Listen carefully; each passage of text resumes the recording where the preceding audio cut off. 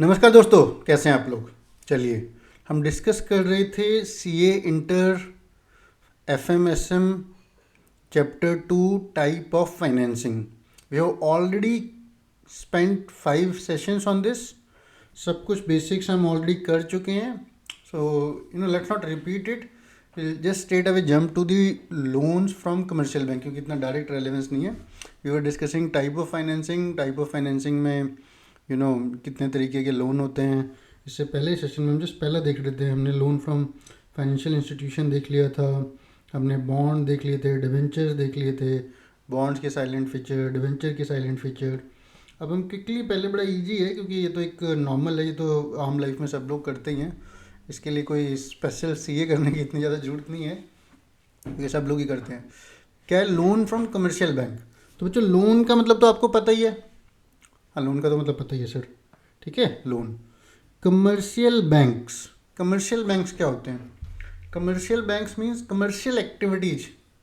सो जो बैंक पैसा बनाने के लिए बेसिकली जिनका बिजनेस है लेंडिंग और बोरोइंग, और उससे वो पैसा मतलब बोरो करेंगे तभी तो लैंड करेंगे, या फिर अपनी कैपिटल भी हो सकती है। तो बैंक की कैपिटल एडिक्वेसी रेशो वगैरह ये बड़ी लंबी चीज़ें आ जाती हैं, ये बाद में देखेंगे, थोड़ा बहुत अपने पढ़ा हुआ है। तो बैंक क्या करते हैं, ठीक है, चलो जस्ट टू क्लियर, 100 करोड़ उन्होंने अपना डाला, कैपिटल डाली किसी प्रमोटर ने, 700-800 करोड़ का लोन लिया, 1000 करोड़ हो गए।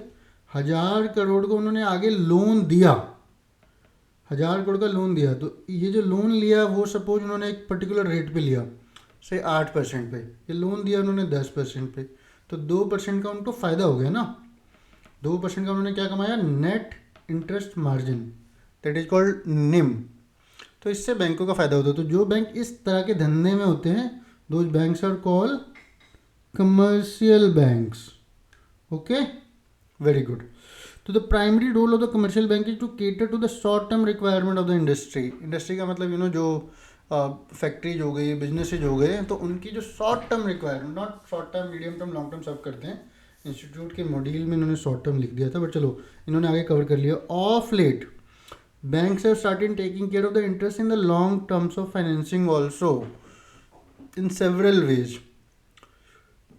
The bank provide long term loans for the purpose of expansion. देखो इसमें बैंक क्या प्रोवाइड करेगा? अब बैंक भी हमने स्टार्टिंग के पहले चैप्टर में क्या पढ़ा है? शॉर्ट टर्म पर्पस को शॉर्ट टर्म सोर्सेज से मीट करना है, हमने पहले ही चैप्टर में पढ़ लिया। चलो देयर इज नो कोई रस नहीं है, हम वापस जाके देख सकते हैं, कोई ऐसी बात नहीं है बच्चों, आपके लिए हम ये कर सकते हैं प्यार से। बहुत लंबी कहानी ये रहा, देखो। तो जो बैंक होते हैं वो मीडियम टर्म भी देते हैं, लॉन्ग टर्म भी देते हैं और शॉर्ट टर्म भी देते हैं, ठीक है। शॉर्ट टर्म, इससे पहले हमने क्या पढ़ा है? Short term purposes requirement shall be met through short term sources of finance. तो अब बैंक से शॉर्ट टर्म लोन लेके लॉन्ग टर्म तो करोगे नहीं। तो अब यहाँ पर देखें इन्होंने लिखा क्या। मैं कोई पाकिस्तानी लैंग्वेज में थोड़ी ना बोल रहा हूँ, उर्दू नहीं बोल रहा हूँ, हिंदी बोल रहा हूँ। I prefer to speak. देखिए चलिए बच्चों, वेरी गुड। सो बैंक्स अगर setting up the new unit, जब नया यूनिट होगा तो शॉर्ट टर्म लोन थोड़ी ना लोगे, इसके लिए तो आपको लॉन्ग टर्म ही लेना पड़ेगा, ठीक है।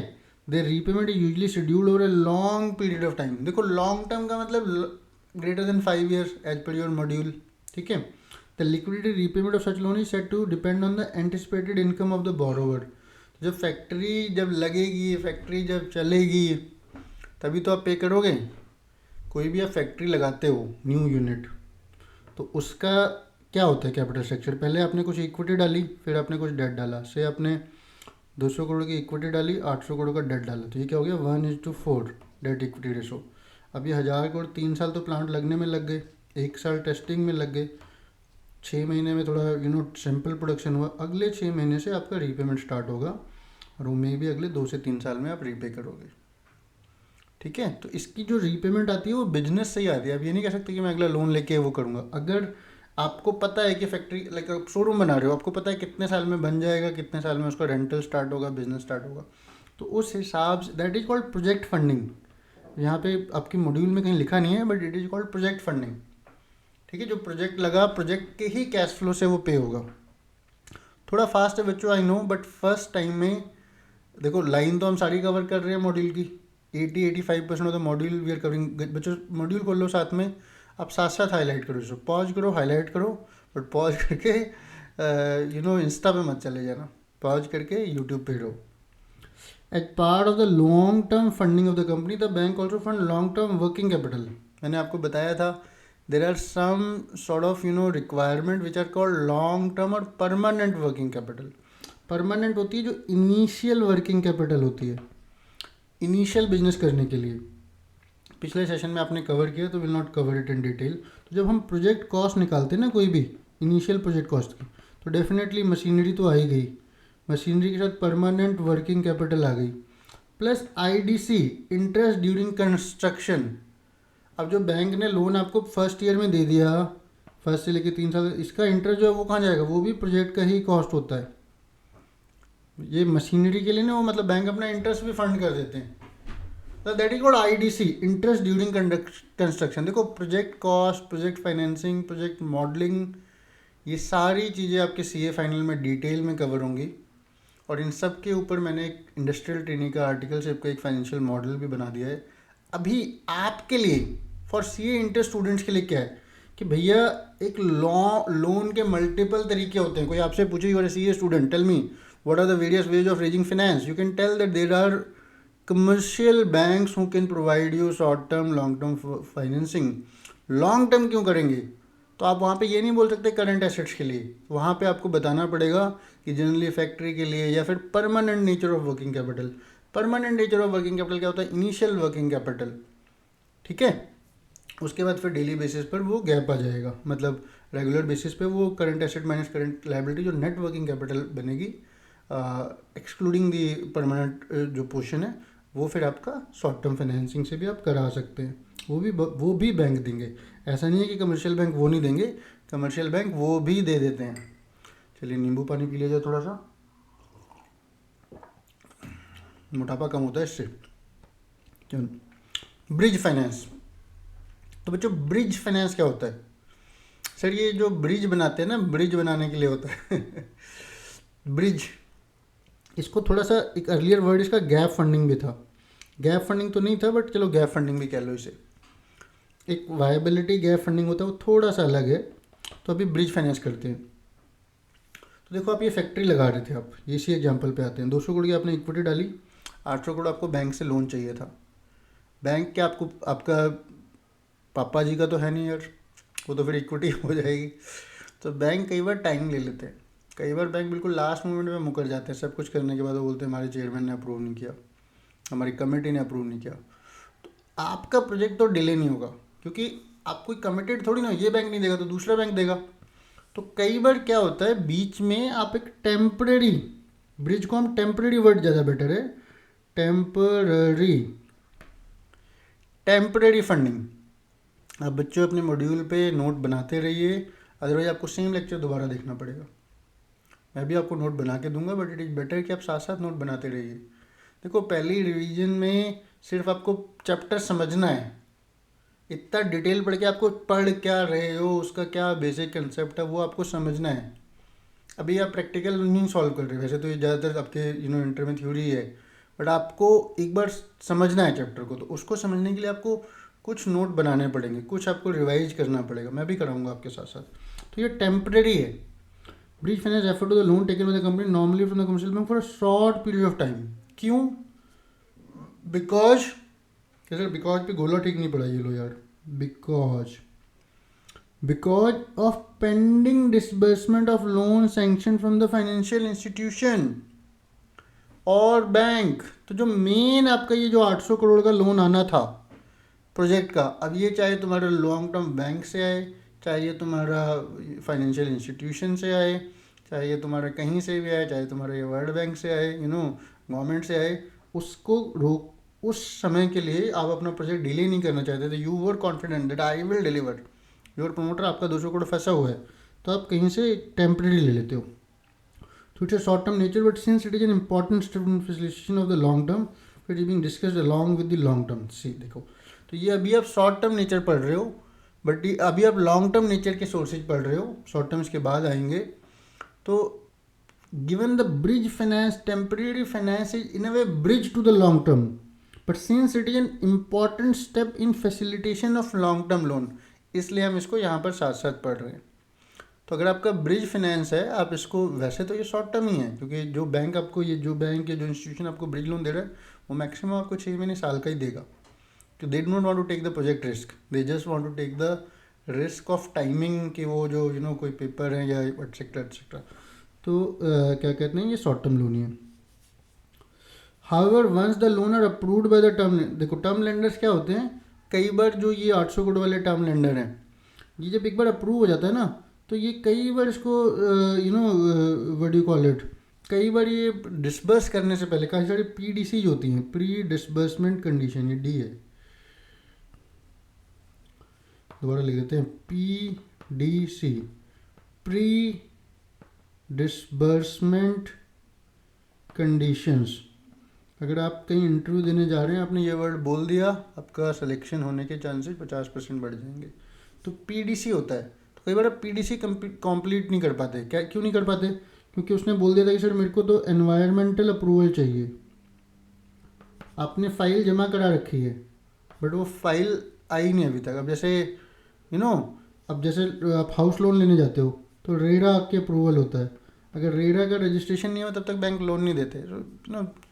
तो लीगल होता है प्रोजेक्ट, ऐसा नहीं है। अगर आपके पास कुछ ग्राउंड लेवल क्लियरेंसेज हैं तो रेरा रजिस्ट्रेशन है जो फॉर्मेलिटी, ज़्यादा से ज़्यादा वो क्या करेगा, एक छोटा सा एक एडिशनल एक स्टेयर बनवा देगा, एक एडिशनल बाथरूम बनवा देगा। But generally if the land was right, RERA will generally not hold it. But वो एक कंडीशन थी, वो नहीं सफाइस हुई, तो तब तक के बीच में आप टेम्परेरी लोन लेते हो। ठीक है बच्चों, समझ में आ गया? चलिए आगे बढ़ते हैं। वेंचर कैपिटल पे हम वापस आते हैं, वेंचर कैपिटल और इन सारी चीज़ों पे वापस आते हैं। बट मैं पहले आपको ना एक बार जरा क्विकली ये समझा देता हूँ यार, लीज फाइनेंसिंग। तो 4th और 5th पे हम वापस आते हैं। Though I wanted to read all in detail और इन लाइन, पर मुझे लगता है कि लीज समझाना आपको थोड़ा ज़्यादा ज़रूरी है। तो लीज क्या होता है बच्चों? लीज क्या होता है? आप लोगों ने कभी कोई चीज़ लीज पे ली है? कभी कंप्यूटर कोई लीज पे लिया हो, कभी कोई कुछ लीज पे लिया हो, कारें भी आजकल तो लीज पे मिलती हैं। देखो कॉर्पोरेट में लीज बहुत चलता है, उसके फ़ायदे भी हैं, नुकसान भी हैं, वही सब हम पढ़ेंगे। यहाँ पे सब मैं आपको एक बार में बता देता हूँ। बड़ा सिंपल है, जनरल प्रैक्टिकल लाइफ का है, आपने किया भी हुआ है डायरेक्टली इनडायरेक्टली, आपने करते हुए देखा भी हुआ है। बट क्योंकि इसका नाम थोड़ा सा ऑड सा है, अब ये आपको याद हो जाएगा। ठीक है, lease is general contract between owner and the user of the asset over a specified period of time. The asset is purchase initially by the lessor. Lessor का मतलब जिस आपने एसेट कोई खरीदा, आपने एसेट खरीदा, अभी आपका मतलब बैंक लिख लेता हूँ मैं यहाँ पे, बैंक ने एसेट खरीदा और बैंक ने ये एसेट आपको दे दिया। ठीक है, then you are the lessee, thereafter lease to the lessee company. ठीक है, इनडायरेक्टली तो वही हो रहा है ना। अगर आप लोन लेते तो क्या करते, आप ये एसेट बैंक से फाइनेंस करा लेते, लोन बैंक को EMI देते रहते। इस बार उल्टा हो गया, थोड़ा सा उल्टा नहीं, थोड़ा सा अलग हो गया। एसेट बैंक ने खरीद लिया, बैंक ने खरीद के आपको दे दिया। आप बैंक को पहले जो EMI दे रहे थे उसकी जगह पे अब आप लीज की EMI देंगे। इससे आपका फ़ायदा क्या है, आपका नुकसान क्या है? सबसे पहले तो जो फ़ायदा ये है, सबसे पहले जो फ़ायदा जो शायद नीचे कहीं पे लिखा हो, बट मैं पहले आपका फ़ायदा बता देता हूँ। आपको बैंक लोन दे ही नहीं रहा था, आपकी औकात ही नहीं थी लोन लेने की। औकात का मतलब आपकी बैलेंस शीट स्ट्रांग नहीं थी, आपकी बैलेंस शीट स्ट्रांग नहीं थी। और अगर आप ले लेते तो पूरा का पूरा लोन एक बार में ही आपकी बैलेंस शीट पे आ जाता। से कोई 100 करोड़ का एसेट था या 1 करोड़ का एसेट था, सीधे लोन आ गया। अब इसकी EMI ये मान लेते हैं 5 साल की, तो डिवाइडेड बाई 5, 20 लाख, 20 लाख को डिवाइडेड बाई 12, तो अराउंड 1.5 लाख की मंथली EMI आ रही है। ठीक है, अभी क्या आपकी मंथली EMI है। अब आपको जिस दिन नहीं यूज करना, उठा के अपने भैया I don't want to take this lease, take it out. अगर आपने लोन ले लिया होता फिर तो आप फंस गए थे ना। देखो ओनरशिप के साथ ना बहुत सारी चीज़ें आती हैं। एसेट इनिशियली परचेज्ड, तो जो ओनर होता है ना उसके ऊपर सारी लाइबिलिटीज होती हैं। मतलब अगर एसेट जल गया, एसेट फट गया, एसेट नहीं चल रहा है, उसकी इंश्योरेंस तो चलो जो भी है रिस्क प्रोटेक्शन है, ख़राब हो गया तो सब ओनर के राइट होते हैं। Having said let us just discuss it in more detail. थोड़ी और इंट्रिकेसीज हैं इसमें, डिफरेंट टाइप ऑफ लीज हैं, अभी धीरे धीरे पढ़ेंगे। ठीक है, तो लेसी उसको रेंट देते रहता है, लीज रेंटल दे देता था। Leasing is an alternative to purchase of an asset. Asset खरीदने की जगह पे आपने लीज ले लिया आउट ऑफ ओन और borrowed fund. Moreover lease finance can be arrange much faster as compare to the term loan. अब फास्टर क्यों हो सकती है? क्योंकि भाई आपके पास 1 करोड़ नहीं थे, 1 करोड़ का लोन लेके लोन को रीपे करने की आपके पास अभी कैपेबिलिटी नहीं थी, बट आपका बिजनेस चल गया है, आप हर महीने 3 लाख रुपए जनरेट करते हैं, आपको उसके लिए एक ट्रक चाहिए, आपने ट्रक लीज पे ले लिया, आप हर महीने 1 लाख का लीज रेंटल दे सकते हैं। ओके, इसको और आगे पढ़ते हैं। जैसे कि मैं आपको सीधा बड़ा इजी तरीका बताता हूँ, बड़ा इजी तो नहीं है ये, सो मतलब रेंट पे है हर चीज़। अब इसको और भी इजी कर लेते हैं। अगर आपका एक फ्लैट था, flat rent is a lease arrangement only, nothing else. आप जो लीज ही तो होता है, अपनी लीज साइन करानी है, बहुत सारे लोग इसको लीज भी बोलते हैं। जब आपका एक घर था, सपोज वो घर या फ्लैट है, वो सपोज 1 करोड़ का फ्लैट है, अब उसका रेंटल है महीने का से 50,000 रुपये, तो आप घर तो नहीं खरीद सकते, बट आप उसको लीज पे तो ले ही सकते हो ना। Same thing goes with the car, सब कुछ मिलती है। यूएस में कार हर दूसरी गली में खड़ी होती है। आप अभी गोवा जाओगे, वहाँ पे स्कूटी लीज पे मिल जाती है आपको। तो लीज का मतलब रेंट, रेंट कुछ एक, lease is the broader word. ठीक है, अब लीज दो तरीके की होती है, एक होती है ऑपरेटिंग लीज, एक होती है फाइनेंशियल लीज। ये बड़ा इंपॉर्टेंट कंसेप्ट है, इसी में बंदे कंफ्यूज रहते हैं, बिल्कुल कंफ्यूज रहते हैं। तो देखो, फाइनेंशियल लीज का मतलब तो फाइनेंसिंग ही हो गया, फाइनेंसिंग, हल्का सा चेंज है बट फाइनेंसिंग है। फाइनेंसिंग का मतलब इन ए वे, आपने जो लोन, ये बैंक है, ये आप हो, कंपनी बोल देते हैं आपको, चलो।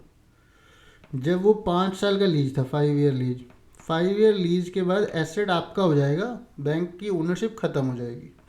ठीक है, वो लीज रेंटल में इंक्लूडेड है या फिर उस टर्म्स में कहीं ना कहीं लिखा होगा, मे बी आफ्टर 5 ईयर आपको क्या देना है, कुछ नहीं देना है, या फिर कोई एक टर्मिनल वैल्यू होगी, आपको 5 लाख रुपए और देने। मतलब फाइनेंसिंग ये थी। इन वे आप चाहते तो बैंक से डायरेक्ट लोन लेके, जो लोन नहीं लिया आपने, एसेट खरीद के बैंक को आप लोन की EMI देते रहते। ऑपरेटिंग में क्या है, 5 साल यूज किया एसेट तुम्हारा, 5 ईयर यूज। ऑपरेटिंग का मतलब यूजेज, ऑपरेशनली है ये आपने लोन नहीं लिया, तो ऑपरेशनल के बाद आपने 5 ईयर यूज किया या जितना भी यूज किया, उसके बाद अपने एसेट रिटर्न कर दिया, एसेट रिटर्न। एसेट आपने तो सब समझा दिया, लाइन तो पढ़ी नहीं।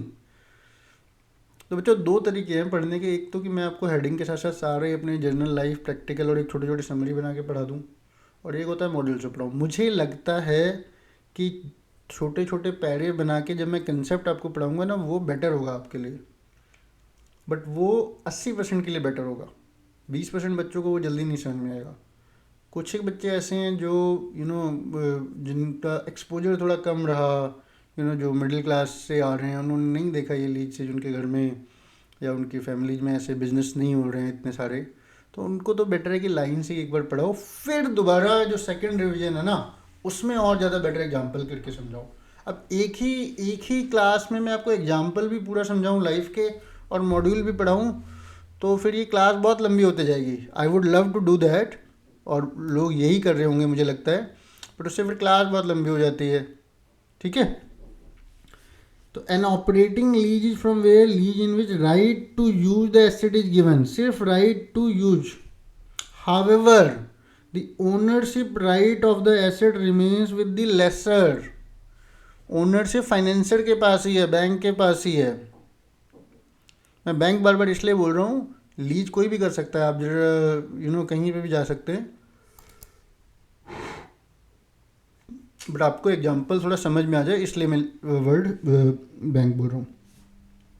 ठीक है, इन ऑपरेटिंग लीज में क्या होता है, lease period is short. Short का मतलब एसेट बचता है। सो बेसिकली फाइनेंसिंग लीज में क्या होता है, बैंक को पता है कि चलो एसेट बचा नहीं बचा, 5 साल के बाद मुझे चाहिए नहीं। ऑपरेटिंग लीज में it is necessary, largely necessary, कि एसेट कुछ बचा हो, एक बार उसने आपको दिया, कंपनी ए को दिया, ठीक है, लीज, उसके बाद उसने जब रिटर्न किया 2 3 5 साल के बाद तो उसने कंपनी बी को दे दिया, उसके बाद कंपनी सी को दे दिया। So the lessor may not be able to recover the cost of the asset during the initial lease. Finance lease में तो भैया सारी कॉस्ट पूरी निकल जाती है, थोड़ी बहुत जो बची वो टर्मिनल वैल्यू में निकल आएगी, इसमें पूरी निकलती नहीं। Tend to lease the asset more than one lessee, एक बार दिया, फिर दूसरी बार दिया, फिर तीसरी बार दिया। Normally these are called callable lease and are cancellable with proper notice. तो ऑपरेटिंग लीज जो होती है, these are called callable lease. कोई भी चीज़ जिसमें आपका राइट है to cancel etcetera, that is called callable, call option, right to exercise etcetera, ठीक है। The term of the type of lease are shorter than the economic life of asset. ये important line है बच्चों, important. कौन सा important बना दिया sir आपने? Okay. An operating lease is particularly attractive to the company that continually update and replace the equipment. Operating lease किसके लिए चाहिए? अब जैसे कि सपोज जो इक्विपमेंट को अपडेट करते रहती हैं, जो अपनी मशीनरी को, अपने आईटी प्रोडक्ट को, यू विल नॉट बिलीव आजकल जो आईटी सिस्टम होता है ना, जैसे ये पूरा अपना एक डिजिटल हमने क्लासरूम बनाया हुआ है। अब मुझे पता है कैसे 1 साल के बाद नए कैमराज, नए नोटपैड, नए सॉफ्टवेयर आ जाएंगे, तो मैं ऑपरेटिंग लीज लूँगा, मैं वो लाइसेंसेज वगैरह सारे किसी और को दे दूंगा, ठीक है। And want to use equipment without ownership, और ओनरशिप मैंने ले ली तो इसका मतलब अगर इसको मैं नहीं चला, टूट गया, ये हो गया है फलाना धमका, मतलब फिर तो मेरे को ही बाद में बेचना पड़ेगा ना। लीज मैंने लिया, वापस दे दिया। But and want to return the equipment at lessee and avoid technological obsolescence. तो ये तो देखो, टेक्नोलॉजिकल ऑब्सोलेंस ये आज के ज़माने का वर्ड है, बट हैविंग सेड इसके अपने फ़ायदे होते हैं। फ़ायदा नंबर 1, आपकी बैलेंस शीट पे लोन नहीं आया, आपकी बैलेंस शीट क्लीन रहती है। फ़ायदा नंबर 2, अपफ्रंट आपको, क्योंकि अगर लोन लेके फिर आप पैसे दे भी देते ना, अपफ्रंट आपका कैश फ्लो नहीं गया, लीज में कैश फ्लो अपफ्रंट नहीं गया। फाइनेंसिंग में अपफ्रंट चला जाता आपका कैश फ्लो, लोन आ जाता, लोन लेके आप वो उसको दे देते, ठीक है, ठीक है। लेसर बैंक, तो ये क्या है, rental amortise by the bank, ये किसका एग्जांपल दिया हुआ है, ये पता नहीं किसका दिया हुआ है, बट बेसिकली यही है कि बैंक के rents amortize bank debts principal, ये है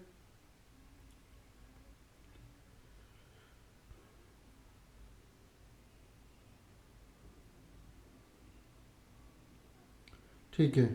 तो जब आप बैंक लोन में जाते हो, तो आपको कुछ पैसा जब एसेट खरीद रहे हो तो सारा पैसा बैंक नहीं देता, बैंक 90% देगा, 10% आपको कंट्रीब्यूट करना पड़ता है, right.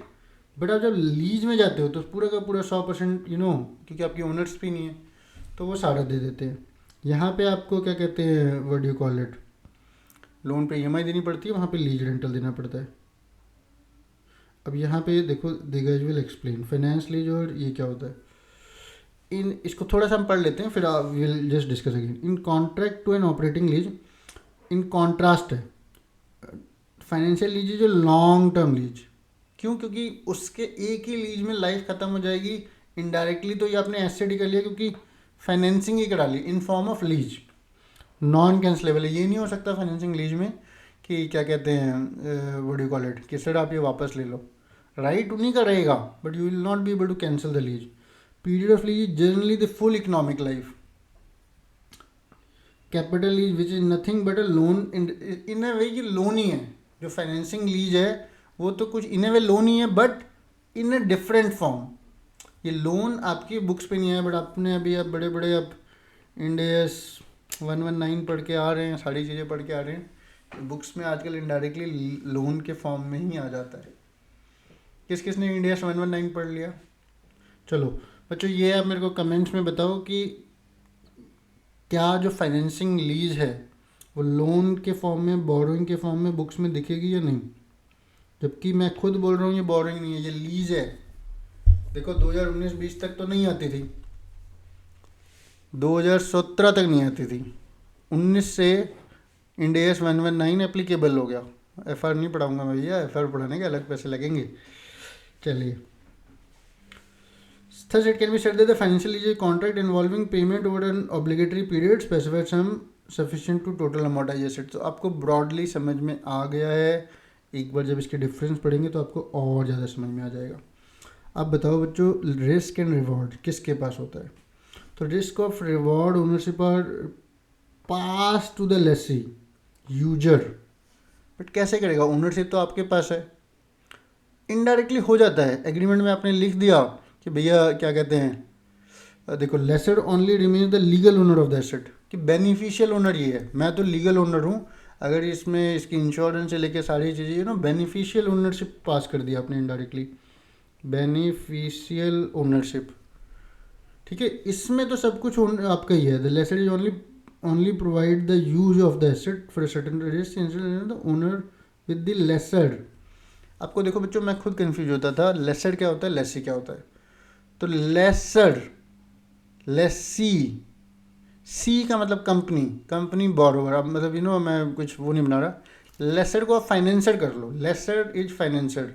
Lesi, C double E आ रहा है, company, user.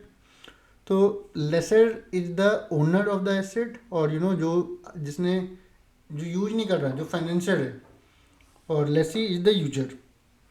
Risk and reward कहाँ शिफ्ट होता है? ऑपरेटिंग लीज में तो ओनर के पास ही रहेगा, फाइनेंस लीज में क्योंकि बेनिफिशियल ओनरशिप ट्रांसफ़र कर रहे हो आप, तो वो सारा रिस्क एंड रिवॉर्ड यूजर को चला जाएगा। बच्चों इतना आसान नहीं है ये, सी इंटर के लेवल से। अगर आपने पिछले महीने ही फाउंडेशन पास किया तो आपको अभी समझ में नहीं आएगा। आपको 2-3 महीने अपने दिमाग को थोड़ा मेच्योर करना पड़ेगा। ठीक है। Lessee base the risk of obsolescence. अगर एसेट खराब, देखो फाइनेंस लीजिए ना यार, फाइनेंस में सब कुछ गया। इन्हें भी इनडायरेक्ट लोन ही हमने पढ़ा था, इनडायरेक्टली लोन है ये, nothing but a loan in disguise. ठीक है। The lessor bears the risk of obsolescence. Lessor का मतलब फाइनेंशियर। आप तो वापस कर दोगे, आपने कोई बहुत बढ़िया डिजिटल सेटअप कैमरा लिया था, नहीं चला, आपने रेंट पे वापस कर दिया। Lessor is interested in his rental and not the asset. यहाँ पे तो सिर्फ वो लेसर ने क्योंकि फाइनेंस लीज कराई है, इन्हें पे तो वो फाइनेंशियर ही है, वो अपने उसको रेंटल से मतलब है। He must get the principal back, therefore the lessee the lease is non cancellable. आप कैंसिल भी नहीं कर सकते। इसमें lessor is interested in both. Lessor does not have difficulty leasing the same asset to other. कुछ ऐसी car है या कुछ ऐसे मशीन है, लाइक फॉर एग्जांपल जो ये कंस्ट्रक्शन इंडस्ट्री में ना ये होती है बहुत सारी, लाइक पत्थर साफ करने वाली पत्थर को रगड़ने वाली मशीन, वो लीज पे ही आती है। आप क्यों पूरी खरीदोगे यार? आपने 3 दिन यूज की, 10 दिन यूज की, 6 महीने यूज की, आगे दी, तो वो उसको आगे देते देते, तो क्या ये कैंसिलेबल भी होती है। तो इसमें लेसर और financial interested in the asset, क्योंकि वो इकोनॉमिक लाइफ नहीं खत्म होती। ओनली एज फाइनेंसर, यहाँ पे मेंटेनेंस एंड ऑपरेशंस भी वो पेयर कर लेता है। ठीक है। Lessee usually full pay out, that is single lease repay the cost of the asset. एक ही लीज में सारी कहानी खत्म। यहाँ पे expect to lease the same asset over and over again to the several users. बच्चों आपको लीज समझ में आ गया? ऐसा लगता तो है कि समझ में आ गया। बच्चों देखो, 2 तरह की लीज होती है, ऑपरेटिंग एंड फाइनेंस। मोटा मोटा पर्पज सेम है, थोड़ा सा बस ओनरशिप का गैप है। और अगर प्रैक्टिकल लाइफ में आप जाओगे, if you are actually going into the practical life, आप ये मान लो अगर इकोनॉमिक लाइफ पूरी खत्म हो रही है, then it is financial lease. मतलब 5-6 साल, 3 साल, 2 साल, उसके बाद एसेट आपका ही हो जाएगा। You don't have to return the asset. Operating lease में you have to necessarily return the asset, you have to necessarily return the asset. Example आप सोच सकते हो, जो सबसे इजी एग्जांपल मैंने आपको समझाया, ये जो आप जितने भी हाउसेज लेते हो वो लीज पे ही लेते हो, ऑपरेटिंग लीज पे। मैं यूज करूँगा, मैं वापस करूँगा, इजी समझाने के लिए मैं बोल रहा हूँ। मशीनरी में मैंने अपने हर एक बंदे ने अपने घर में पत्थर लगाए होंगे, या फिर कभी लिंटर डलाया होगा, लिंटर वाली जो मशीन आती है, या फिर आपने जो what do you call it, सड़क बनाने के लिए, वो तो चलो क्या करोगे।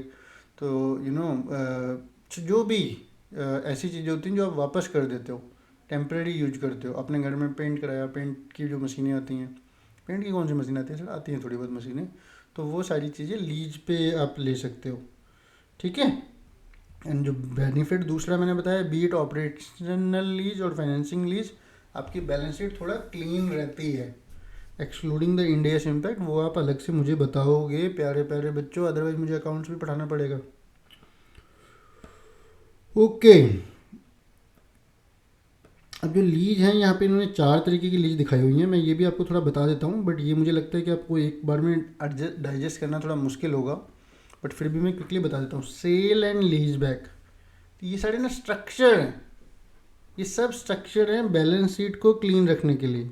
बैलेंस शीट को क्लीन रखने के लिए आपने एक एसेट खरीदा, आपने सपोज एक बहुत बड़ी मशीनरी खरीदी, मशीनरी का मतलब आपने एक सर्वर खरीदा, ठीक है, सिस्टम का सर्वर खरीदा, वो था 50 लाख का। आपने ये खरीद के एक फाइनेंसर को बेच दिया और उसी फाइनेंसर से आपने लीज बैक कर लिया। ये कंपनी में बहुत होता है। कंपनी के जो एग्जिस्टिंग एसेट्स हैं, एग्जिस्टिंग जो एसेट्स हैं, जो पुराने एसेट अभी चल रहे हैं, उसको बैलेंस शीट से हटाने के लिए आप उसको सेल कर, ये ना बैलेंस शीट स्ट्रक्चरिंग है, टैक्स स्ट्रक्चरिंग है ये। Under this type of the owner of an asset sells the asset to the party who in turn lease back the same assets to the owner in consideration of the lease rental। देखो, आपकी machinery चल रही है, आपकी एक बहुत बड़ी factory है, ठीक है, फैक्ट्री है, शोरूम है, इसमें आपका जो आईटी सेटअप है वो पूरा 5 करोड़ का आईटी सेटअप लगा हुआ है। नई नई नई फाइनेंसिंग के तरीके आ रहे हैं, सेल एंड लीज। आपने पूरा अपने एसेट सब कुछ, ये जो मेरा पूरा तगड़ा झगड़ा है ये मैंने बेच दिया, सेल कर दिया, ठीक है, ये मैंने सेल कर दिया। इसके बदले में मुझे कितने पैसे मिल गए? 5 करोड़। मार्केट में 5 करोड़ का रेट चल रहा था, मैंने अपना एसेट बेच दिया, बट मेरी प्रॉपर्टी में, फैक्ट्री में सब कुछ लगा हुआ है। क्यों? क्योंकि अब मैं उसको लीज रेंटल दूंगा अपने ही एसेट का, जो भी इसका रेंटल बना, जो भी ओवर पीरियड ऑफ टाइम, जो भी टर्म्स एग्री हुई। तो सर आप ये करोगे क्यों? Why will you do this? अरे भाई, पहले मेरी बुक्स पे ये एसेट्स थे, अब मेरी बुक्स पे कैश पड़ा हुआ है, इस कैश से मैं और एसेट्स खरीद सकता हूँ, मैं कोई नया बिजनेस कर सकता हूँ, या कोई नई लाइन ऑफ एक्टिविटी कर सकता हूँ, या फिर मुझे कैश चाहिए था, कहानी खत्म, आई वॉन्टेड द कैश, और मेरे को कुछ इसमें टैक्स का फ़ायदा हो रहा था। तो टैक्स का फ़ायदा कैसे होगा, वो अलग लंबा चैप्टर हो जाएगा, क्योंकि दोनों, जब मैं सेल करूँगा फिर मैं इन्वेस्ट करूँगा, जीएसटी लगाऊंगा, जब मैं लीज बैक करूँगा फिर मुझे नॉक ऑफ होते रहेगा। उस एसेट पे क्या था, मैं तो सिर्फ डेप्रिसिएशन ले रहा था, जीएसटी मेरा एडजस्ट नहीं हो रहा था। तो ये जीएसटी को एडजस्ट करने के लिए भी बड़े मेथड चले। देखो, सरकार जो मर्जी कर ले, एक जो बिजनेसमैन है ना, जो फाइनेंशियल वर्ड है, वो कुछ ना कुछ निकाल लेगा। ट्रस्ट पे चलती है दुनिया, अगर ट्रस्ट होगा तभी होगा ये सब काम। अब मेरे को ये है कि मैंने अपना ही एसेट बेच दिया, जो कि मुझे चाहिए था एसेट, मैंने उसको बेच दिया, उससे मैंने लीज ले लिया। ऐसा नहीं है कि वो बंदा कहेगा नहीं सर अब तो मैं तुम्हें दूंगा नहीं, मैंने आपके कॉम्पिटिटर से बात कर ली है।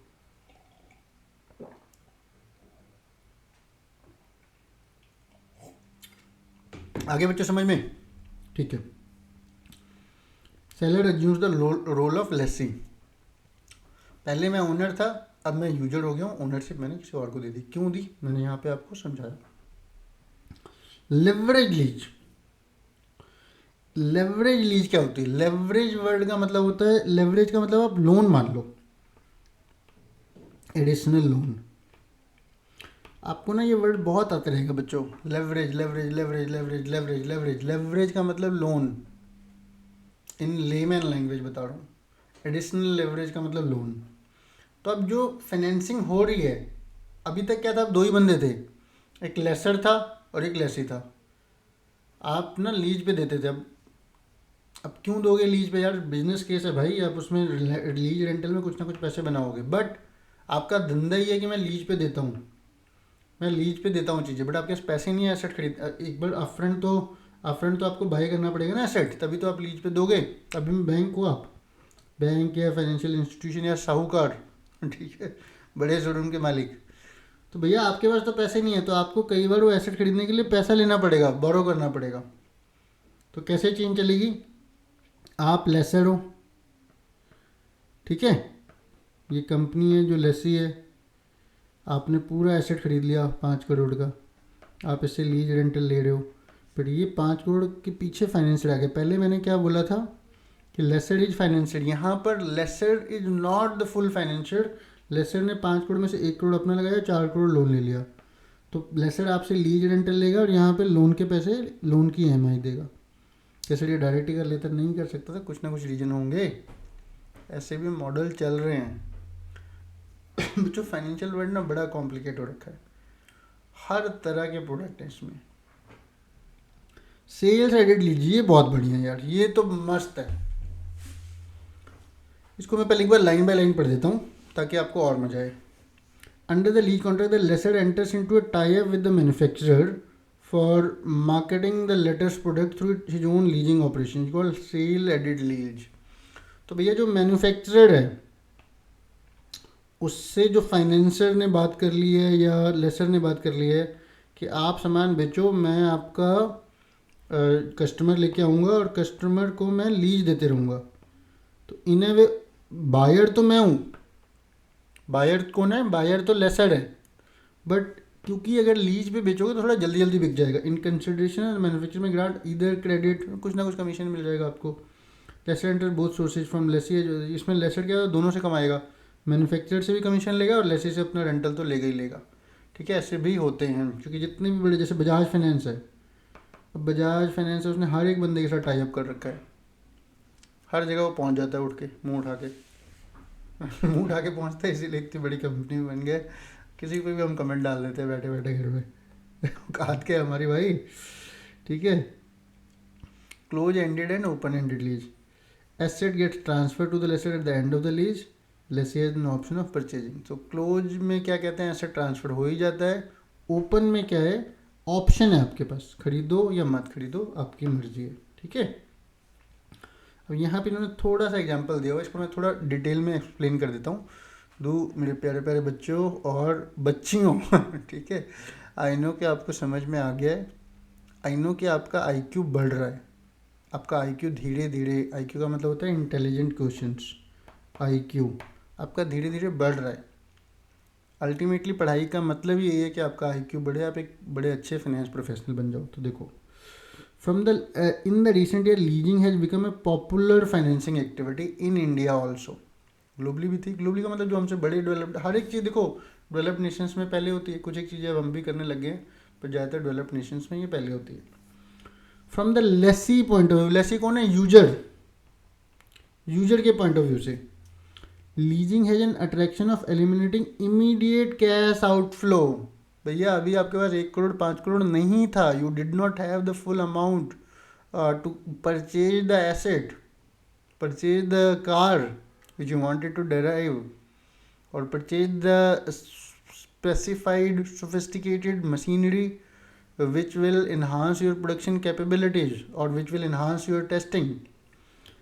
Lease rental can be deducted from the, आप जो लीज रेंटल पे करोगे वो आपका प्रॉफिट बिफोर टैक्स से पहले का आएगा, ये आपका ऑपरेशनल खर्चा है, ऑपरेशनल एक्सपेंस। बच्चों फाइनेंस मैनेजमेंट के साथ साथ आपको टैक्स की बेसिक चीज़ें पता होनी चाहिए, मैं इसीलिए टैक्स पढ़ाना चाहता हूँ, बट मैं बड़े बड़े टीचर के लिए आई डोंट वांट कि उनकी भी दुकानें आराम से प्यारी प्यारी चलती रहें, I don't want to come as a competition there, but finance manage का कैश तो तभी मैनेज होगा ना जब आप टैक्स मैनेज करोगे।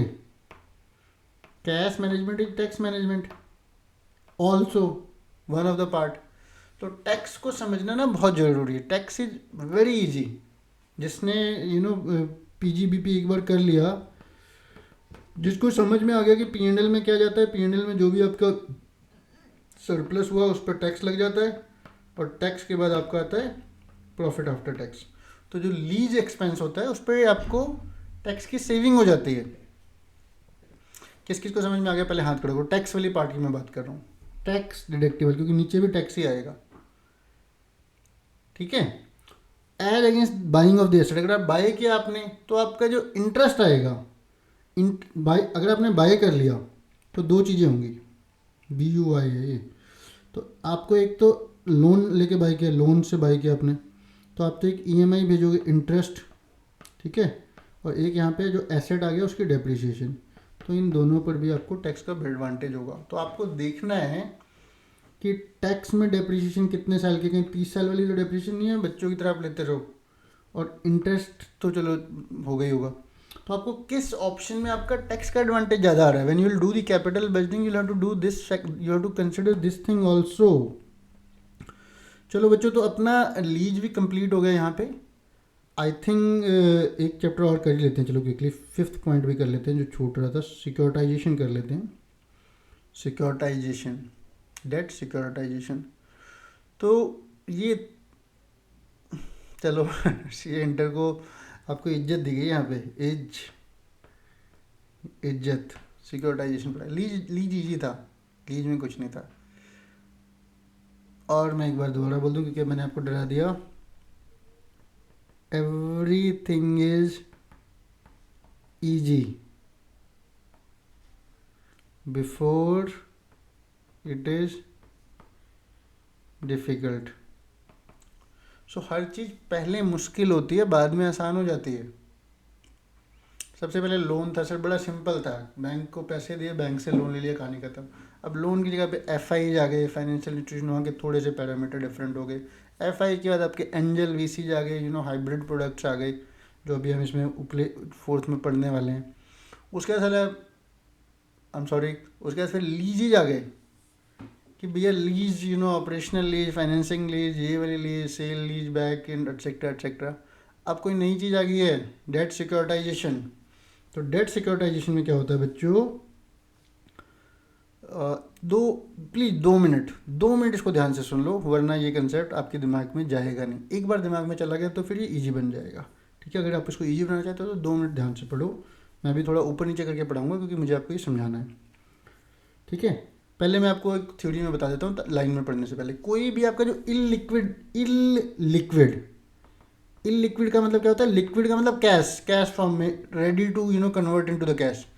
अगर आपका कोई भी ऐसा एसेट है जो इलिक्विड फॉर्म में बैठा है, जैसे कि फॉर एग्जांपल आपके डेटर्स हैं, आपको पता है कि आपने क्रेडिट सेल्स कर रखी है 180 डेज की, वो 180 डेज से पहले पैसा नहीं आना, तो ये 180 डेज तक तो ये डेटर ही है ना। इससे आप पैसा कैसे बनाओ, इसको एक आप लिक्विड एसेट कैसे बना दोगे, दैट इज कॉल्ड सिक्योरिटाइजेशन। तो यहाँ पे लिखा हुआ है, liquid assets are pooled illiquid assets are pooled into marketable securities that can be sold to investor। अब आपके जो डेटर थे, जो आपको 6 महीने बाद आने थे, अभी जैन 25 चल रहा है, ठीक है, आपको पता है ये जुलाई क्या कहते हैं 25 में आएंगे से 100 करोड़ रुपए। आपने इंटरेस्ट निकालने को लेकर इसका एक पेपर बना दिया, कमर्शियल पेपर तो नहीं, एक पेपर बना दिया, मार्केटेबल सिक्योरिटी बना दी आपने, ये जाके 95 करोड़ में जाके इन्वेस्टर्स को बेच दिया, बस। अब इन्वेस्टर जिसके पास वो पेपर होगा उसको ये एसेट मिलेगा। पीछे आपने एसपीवी बना दी, जो बंदा जब आपको पैसे देगा, जब वो डेटर आपको पैसे देगा, वो ऑटोमेटिकली घूम के उनके पास चले जाएंगे, that is called securitization. Secured by generated income producing asset, वही जो ये था। और कई बार ये और भी होता है, ये जैसे आपने जो लीज, अभी हम इसके पीछे लीज पढ़ रहे हैं, अभी हम पढ़ के आए ना लीज, तो लीज के जो लीज रेंटल आने आपने किसी और को बेच दी, क्योंकि रेंटल तो over the period of time आएंगे, आपने वो दोबारा रिवर्स फाइनेंसिंग करा दी। मतलब जो 5 साल का एसेट था, फाइनेंसर को 5 साल लीज आना था, उसने बोला ये रेंटल मैं आपको दे रहा हूँ इन्वेस्टर को, और इन्वेस्टर को उसने क्या बोला कि आप मुझे 5 साल के पैसे एक साथ दे दो, तो सीधे इन्वेस्टर लेसी को भी दे देते, तो that is called the financial market, ठीक है। Example, one way to achieve the sale existing loan. हाँ, अब जैसे लोन है, आपका जो लोन है, आपको पता है बैंक को जो ये लोन है 3 साल के बाद आना है वापस रीपेमेंट, और इंटरेस्ट जो भी मंथली आते रहेगा। आपने ये जो बैंक ने ये लोन किसी इन्वेस्टर को बेच दिया, दैट इज कॉल्ड सिक्योरिटाइजेशन, ठीक है। Finance company sells it existing car loans already given to the borrower to special purpose vehicle. एक अपने बैंक ने क्या किया, एक अपनी एसपीवी बनाई, और उस एसपीवी के पास जो एक रिसीवेबल का एसेट था, the SPV in return repays the company which in turn continue to lend the money. तो आपने एसपीवी को, आपने वो लोन जो भी आपके फाइनेंस कार की जो ईएमआई आनी थी, अपने लोन ही बेच दिए, और उस लोन के बदले आपको पूरा प्रिंसिपल वापस मिल गया, क्योंकि जो मेन बोरोवर है वो तो पूरे पीरियड ऑफ टाइम देगा, ठीक है। अकाउंट सेटअप हम कर देते हैं यार, वो तो 2 मिनट में घूम जाता है। इससे कंपनी को क्या फ़ायदा हुआ, उसको दोबारा मिल गए पैसे, वो दोबारा लोगों को लोन दे। जैसे यही करना था तो उसने पहले क्यों बेचे, एडिशनल मार्जिन कमा लिया ना, मार्कअप हो गया उसका, मार्कअप हो गया, या वो whatever you can call it. This process of debt securitization help the finance company to raise funds and get the loans off its balance sheet. हाँ, नंबर 2, अगर किसी को अपनी बैलेंस शीट क्लीन करनी है, ये जो चलता है ना, ये जो सिक्योरिटाइजेशन का जो चलता है, सिक्योरिटाइजेशन, ये ज़्यादातर बैलेंस शीट क्लीन करने के लिए भी होता है। बैलेंस शीट बोल के आप मुझे कंफ्यूज कर रहे हो। सो अगर आप एक बैंक को आपने बहुत सारे लोन दे दिए, 100 करोड़ के लोन दे दिए, तो यार मेरी तो हालत ख़राब हो गई। आपने ये लोन सिक्योर्ड करके इन्वेस्टर को पकड़ा दिए, किसी दूसरे बैंक को पकड़ा दिए, लोन में से 80 करोड़, तो आपकी बैलेंस शीट हल्की हो गई। आप ये क्यों करोगे? क्योंकि आपने भी जो ये पैसा 100 करोड़ का लोन आगे दिया था, कहीं ना कहीं से तो लेके ही दिया था ना, आपके भी तो वो थे लेंडर, तो बैंक ने अपनी बैलेंस शीट से वो अपने लोन पे करा दिए। The whole process is carried out in such a way that the original debtor, the car loan borrower may not be aware of the transaction, उसको पता ही नहीं चलता। तो बेसिकली जो ओरिजिनल था उसने नीचे एसपीवी बनाई, एसपीवी में एडमिनिस्ट्रेटर बना के उसने वहीं पे, चाहे उसी के नाम का मे भी, यहाँ पे अकाउंट भी ओरिजिनल लेंडर के नाम का होगा, इसने इन्वेस्टर से पैसे ले लिए, इन्वेस्टर से इसने सेल ऑफ द सिक्योरिटी लेके दे दिए पैसे, इसने एसेट सेल इसको दे दिया पैसा, सेल प्राइस पूरा इसको दे दिया, ठीक है, प्रॉफिट अपना निकाल के। ये एसपीवी जो है, एसपीवी जब आगे इन्वेस्टर को बेचेगी तो what do you call it, इसको इन्वेस्टर को इंटरेस्ट मिलते रहेगा रेगुलर बेसिस पे, इंटरेस्ट एंड प्रिंसिपल, क्योंकि मेन इन्वेस्टर तो ये हो गया, एसपीवी तो सब निकल गई। ये बॉरोवर अपना कैश फ्लो चाहे यहाँ दे चाहे यहाँ दे, वो उसको पता नहीं चलेगा, क्योंकि वो सब एस्क्रो मैकेनिक्स हो जाएगा, या वट एवर कॉल इट, वो पास थ्रू मैकेनिक्स हो जाएगा, what ever you can call it, ठीक है। आइए वैसे बॉरोवर ही रहा, ओरिजिनल लेटर ही रहा, ये था मेन जिसने आपकी कार पे लीज दिया था। इसने अपना लोन एसपीवी को बेचा, एसपीवी ने आगे इन्वेस्टर को बेच दिया। एसपीवी बीच में क्यों आ रही है? अगर एसपीवी को हटा दो फिर भी चल जाएगा काम, बट ये फॉर अकाउंटिंग पर्पसेज आ रही है, ठीक है, क्योंकि अदरवाइज तो फिर वो डेटर ही बेचने पड़ेंगे डायरेक्ट। एसपीवी में जाके वो राइट्स बिक जाता है, नए नए राइट हो जाते हैं उसमें। Instead of calling it a car loan lease, इसको अंडरलाइंग सिक्योरिटीज, मार्केटेबल सिक्योरिटीज बोल देंगे। वेरी गुड बच्चों, आई थिंक मेरे को लगता है ये भी ख़त्म ही कर लेते हैं यार, इतना बड़ा मुश्किल है नहीं वीसी भी। वेंचर कैपिटल क्या होता है यार? वेंचर कैपिटल फाइनेंसिंग क्या होता है? तो वेंचर कैपिटल फाइनेंसिंग ये होता है, देखो सबसे पहले तो एंजल फंड आता है, आपको पता ही है, एंजल फंड या सीड भी अभी हम पढ़ेंगे 7 पॉइंट में, बड़ा सिंपल। जब एंजल, प्रिया एंजल, जिसको आप पे ज़्यादा ट्रस्ट होता है वो अप टू से 50 lakh type 1 crore type angel देते हैं। जब आपका एक बिजनेस थोड़ा सा चल गया बट अभी भी रिस्की है, चल तो गया बट अभी भी रिस्की है, जैसे कि मेरा बिजनेस चल तो गया बट अभी भी रिस्की है, तो उस केस में आपको वेंचर की ज़रूरत पड़ती है। और वेंचर कैपिटल एक बहुत बड़ी मार्केट है। स्टार्टअप फाइनेंस में आप पढ़ते रहते हो, वीसी चारों तरफ, KKR, ब्लैकस्टोन, ये वो समारा, तो ये जनरली उनको फंड करते हैं, उन एंटरप्रेन्योर को जो हाई रिस्क ले रखा होता है, जिन्होंने, जो एंटरप्रेन्योर होते हैं जिनमें जील होता है, फायर इन द बेली होता है, एक प्रोडक्ट होता है, but who lack experience and funds to give save to their ideas, ठीक है। तो VCs are generally sort of जो रिस्की सॉर्ट ऑफ एंटरप्रेन्योर होते हैं, उनकी सहायता के लिए, उनको पैसे देने के लिए आते हैं। In broad sense, under venture capital financing, venture capitalists make investment to purchase equity or debt security. Equity भी दे सकते हैं या debt भी दे सकते हैं from inexperienced entrepreneurs. देखो बार बार ये inexperienced वर्ड इसलिए आ रहा है कि वो एक स्टेबल कैश फ्लो जो अपने लोन को पे कर सके या अपने बिजनेस को चला सके, वो अभी जनरेट नहीं करता, बट मे बी 2 से 3 साल के बाद जनरेट कर पाएगा। रिस्की वेंचर होता है ये, with potential of success in future. ऐसे जो धंधों को ज़्यादातर जो लोग पैसे देते हैं, बैंक नहीं देगा इसको। देखो बैंक के पास तो पब्लिक का पैसा है यार, बैंक ऐसे धंधों को नहीं देगा क्योंकि वो पब्लिक के पैसे पे बैठा हुआ है। या banks are not in the business of taking so much risk, ठीक है। अपनी को छोटी मोटी आम बना के अपने प्रॉफिट के शेयर से या फिर वो निकाल के करते, देखो बच्चों, एक चीज़ आपको समझनी पड़ेगी, ये चीज़ आपको जल्दी नहीं समझ में आएगी, ये चीज़ मुझे ही नहीं अभी तक समझ में आई यार 15 साल करने के बाद। कोई भी बंदा जो लोन देता है आपको, लोन देने वाले को क्या बोलते हैं? लेंडर। इसके पास पैसा कहाँ से आया? That is very important. अब वीसीज के पास जो पैसा आता है वो आता है एचएनआई का जो रिस्क लेना चाहते हैं। तो इनकी जो टर्म शीट होती है वो एफडी की तरह नहीं होती, वो सिक्योर्ड नहीं होती। उनको बताया जाता होता है कि भैया इसमें रिस्क है। सबसे पहली बात तो इक्विटी में कोई भी डालेगा रिस्क है। आप इक्विटी में अगर शेयर मार्केट में पैसा डाल रहे हो as a last form of equity raising, उसमें रिस्क ही है, मार्केट ऊपर भी जा सकती है। नहीं तो वीसी अगर इक्विटी में पैसे डालते हैं तो रिस्क ही है ना। And the ratio is in front of us, 7/10 और 8/10 तो लॉस ही होता है उनका, पर 2-3 में उनके पैसे बन जाते हैं। चलिए वापस आते हैं। It is basically in equity finance in the new companies.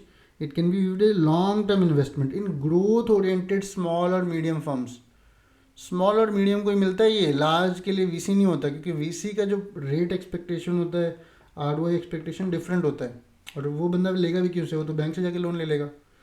Apart from providing, और या फिर वो अपना आईपी डिफरेंट, हर कैटेगरी के लिए हर तरह के फाइनेंसिंग नीड्स हैं।